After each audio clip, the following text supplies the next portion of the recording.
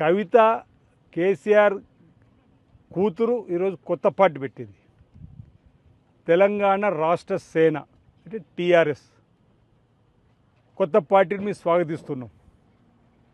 కవిత మాటల్లో కేసీఆర్ని ఉద్దేశించి మనసు లేని మనిషి అని చెప్తున్నది. మేము అదే చెప్తున్నాం కదా మొదటి నుంచి. మా రేవంత్ రెడ్డి గారు పీస్ అధ్యక్షుల్లో ఉన్న నాటి నుంచి కూడా మేము అదే చెప్తున్నాం.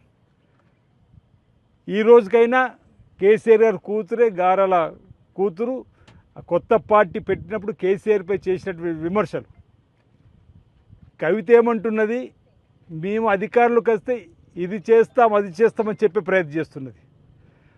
మేము ఆల్రెడీ మా ముఖ్యమంత్రి రేవంత్ రెడ్డి గారి నాయకత్వంలో ప్రజాపాలనలో మీరు చేస్తామనేటివి మేము చేసి చూపిస్తున్నాం.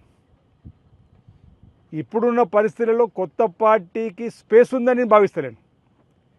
తండ్రి మీద కోపంతో సోదరుడి మీద కోపంతో ఒక పార్టీ పెట్టుకొని సామాజిక బాధ్యతగా ముందుకు వస్తుందని చెప్పనేటువంటి సందర్భం కాబట్టి మేము కొత్త పార్టీ వస్తే స్వాగతిస్తామని చెప్తున్నాం.